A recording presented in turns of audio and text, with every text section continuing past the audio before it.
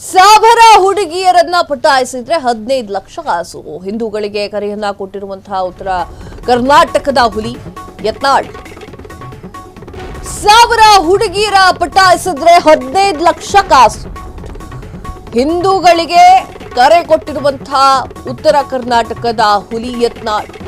ಎಲ್ಲೂ ಸಲ್ಲದೆ Muslim girls ಹಿಂದೆ ಬಿದ್ದಂತಹ Yatnal boss ಬೀದಿಗೆ ಇಳಿದಂತಹ ಬಿಜೆಪಿಯ ವಿರುದ್ಧ ಹೊಸ ಪಾರ್ಟಿ ಕಟ್ಟುವಂತಹ ಜೋಶು ಮಾಡೋ ಕೆಲಸವನ್ನ ಬಿಟ್ಟು ಆಡೋದಾಸೆಯಿಂದ ಹಿಂದೆ ಹೊರಟಂತಹ ಯತ್ನಾಳ್ ಪಕ್ಷ ಕಟ್ಟೋದಾದ್ರೆ ನಿಯತ್ತಾಗಿ ಕೆಲಸ ಶುರು ಮಾಡಿ. ಎಸ್ ವೀಕ್ಷಕರೇ, ಉತ್ತರ ಕರ್ನಾಟಕದ ಹಿಂದೂ ಹುಲಿ ಯತ್ನಾಳ್ ಅವರ ಈ ಒಂದು ಹೇಳಿಕೆ ಭಾರೀ ಸಂಚಲನವನ್ನ ಹುಟ್ಟುಹಾಕಿದೆ.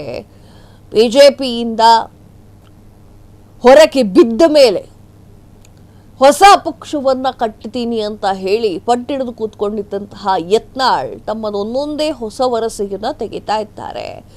ಸಾವಿರ ಹೆಣ್ಣು ಮಕ್ಕಳನ್ನ ಪಟಾಯಿಸಿದ್ರೆ 15 ಲಕ್ಷ ಕಾಸು, ಹಿಂದೂಗಳು ಪಟಾಯಿಸಬೇಕು ಅನ್ನುವಂಥ ವಿಚಾರಗಳನ್ನೆಲ್ಲ ಮಾತನಾಡಿದ್ದಾರೆ. ಹಿಂಗೆ ಮಾಡಿದ್ರೆ ಹೆಂಗಾಗುತ್ತೆ ಅಂತಂದ್ರೆ ಕೋಮು ಗಲಭೆ ಮಾಡಲಿಕ್ಕೆ ನಾವೇ ದಾರಿ ಮಾಡಿಕೊಟ್ಟಂಗೆ ಆಗುತ್ತೆ. ಸೊ ಆ ಒಂದು ಕಾರಣಕ್ಕೆ ಈ ಒಂದು ಹೇಳಿಕೆ ಸಲ್ಲದು ಅಂತ ಅನ್ಸುತ್ತೆ. ಎಲ್ಲೂ ಸಲ್ಲದೆ ಮುಸ್ಲಿಂ ಗರ್ಲ್ಸ್ನ ಹಿಂದೆ ಬಿದ್ದಿರುವಂತಹ ಯತ್ನಾಳ್ ಬೀದಿಗೆ ತಳ್ಳಿದಂತಹ ಬಿಜೆಪಿಯ ವಿರುದ್ಧ ಹೊಸ ಪಾರ್ಟಿ ಕಟ್ತೀನಿ ಅಂತ ಹೇಳಿ ಕುಂತ್ಕೊಂಡಿದ್ದಾರೆ. ಏನೇ ಆದರೂ ಯತ್ನಾಳ್ ಅವರ ಕೆಲವೊಂದಿಷ್ಟು ಮಾತುಗಳು ಭಾರೀ ವಿವಾದಕ್ಕೆ ಕಾರಣವಾಗಬಹುದು. ಇಷ್ಟು ದಿನ ಯತ್ನಾಳ್ ಹೇಳ್ತಾ ಇದ್ರು ಬಿಜೆಪಿಯ ಅಪ್ಪ ಮಗನ ಮುಖವನ್ನು ತೆಗೆದುತ್ತೀನಿ, ರಿಯಲ್ ಫೇಸನ್ನ ಎಲ್ರಿಗೂ ತೋರಿಸ್ತೀನಿ ಅಂತ ಹೇಳಿ ಕೂತ್ಕೊಂಡಿದ್ದಂತಹ ಯತ್ನಾಳ್ ಈಗ ಸಾವಿರ ಹುಡುಗಿ ಸುದ್ದಿ ಹೋಗಿದ್ದಾರೆ.